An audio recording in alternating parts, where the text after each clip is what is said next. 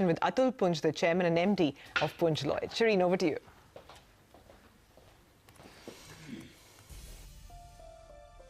Well, we're coming to you from Nagoya in Japan. This is the Chubu region. This is the manufacturing hub of Japan. And we're now selling the Make in India, or the government is selling the Make in India story here to investors.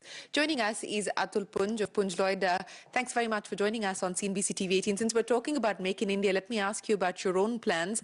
You've got an inauguration coming up on the 4th of May of your plant in Malanpur. Take us through a little bit about the defense plans and specifically about the plant in Malanpur. It's a pleasure to be here and effectively taking up from the Prime Minister's Make in India program. We picked up the challenge and we went ahead and actually tied up our first small arms FDI with Israel Weapon Industries, which is now getting into production on the 4th of May. So we'll be making the entire range of small arms. A lot of them are already in use with the special forces in India. And we're hoping now not only to manufacture for India, but also for export. So this is a 49-51 joint venture. What kind of investments are we talking about? The total investment on the project is currently standing at about 25 crores.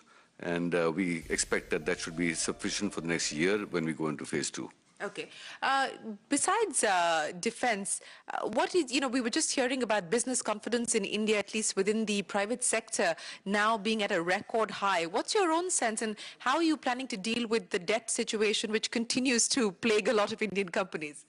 Well, I think the government is now finally working on a plan to really resolve the NPA issue with the banks once and for all. It's been something that's been festering for too long. It's like a slow bleed that's been in process. As the industry, we've been lobbying the government to make various changes. A lot of them have been done.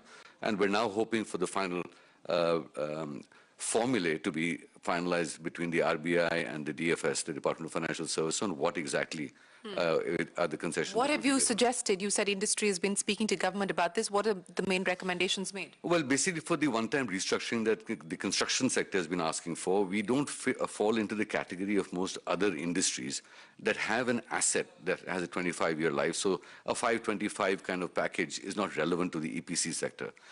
So we made some recommendations specifically around the work-in-progress model, which is really what our biggest asset is, finding a solution that works.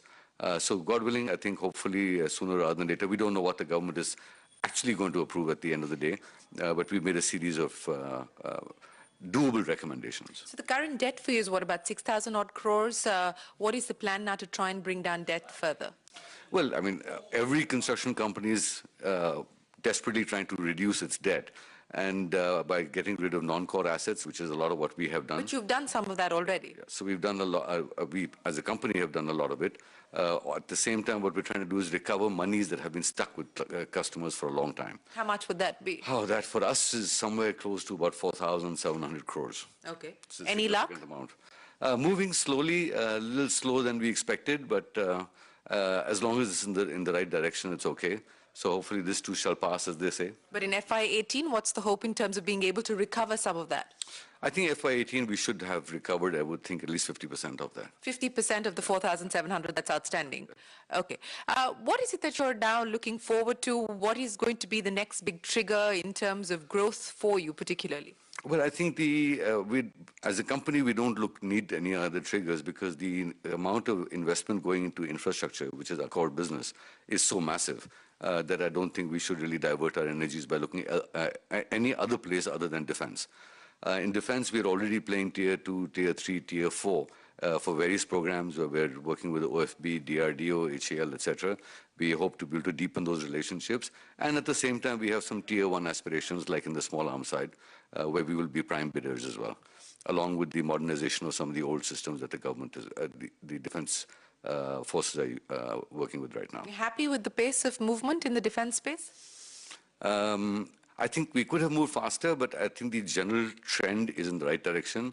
The government is getting its head around exactly what needs to be done. And I think the realization, the bureaucracy is now finally creeping in that the biggest stakeholder in private sector profitability is the government.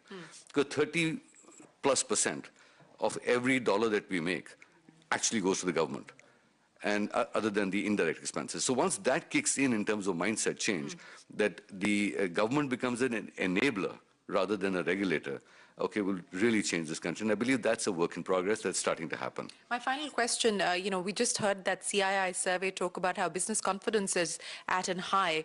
But are you feeling that way about FY18 as well?